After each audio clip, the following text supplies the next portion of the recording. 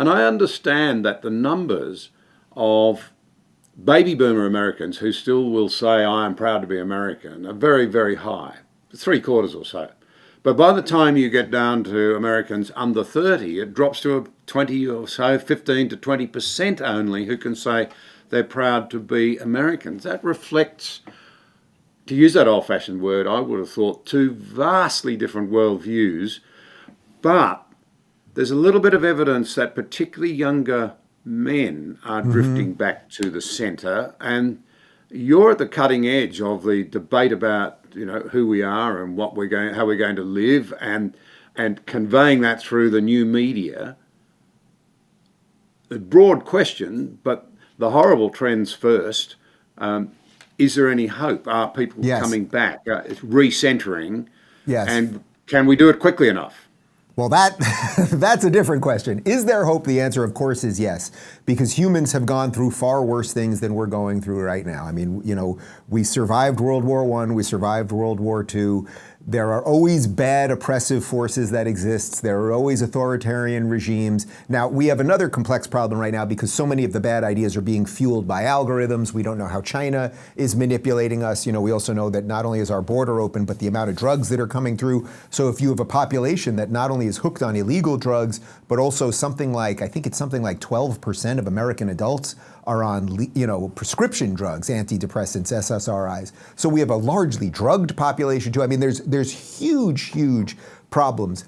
That being said, not only have humans been through huge problems before, but I think when you push people to a certain degree, there is something innately human that causes them to push back. So you just referenced that young males now tend to be skewing, it's not quite conservative, but they're skewing more, let's say, in line with reality. They know that their body matches their gender.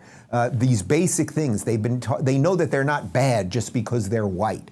Like, there's been such an absolutely terrible virus pushed on these people, and something innate about them actually is the antidote to it. So I do suspect that Gen Z will really start, which this is, sort of the under 25s, let's say, will really start the pushback on this. I would also say, John, that, I think one of the huge problems that we have right now is that my generation, I'm 47 years old, so I'm right in the middle of Gen X.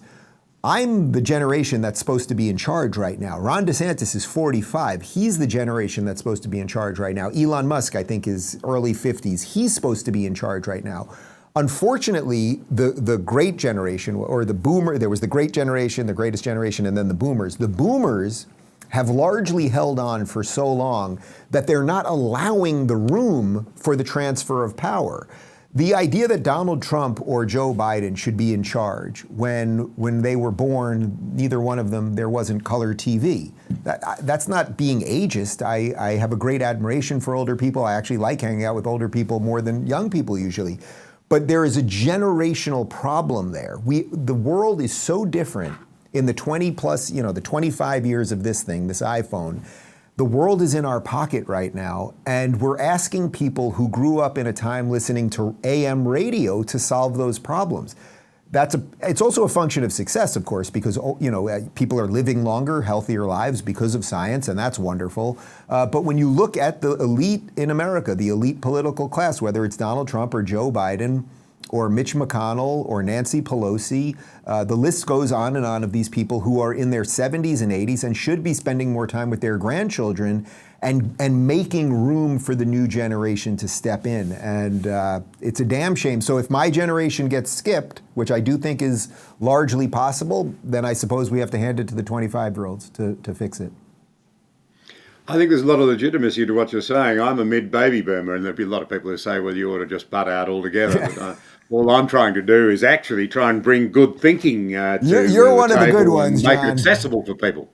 Yeah, you're one of the good ones. But that's the point. It's not really about age, obviously, because there are, it's funny. I saw Frankie Valli in the Four Seasons. Frankie Valli is 89 years old. I saw the guy perform about 2 months ago I met him afterwards. He's full of vim and vigor and having a blast. 2-hour concert performance, no intermission, 89 years old. And I'm watching him thinking, man, Joe Biden, I think, is 80 or 81. He couldn't do this for 5 minutes, what this guy's doing. So it's not about age, it's about something else. And it's about cognitive awareness, it's about an openness to the world and a new way of thinking that also incorporates a lot of old ways of thinking. I just don't think we have the best of the best doing it right now.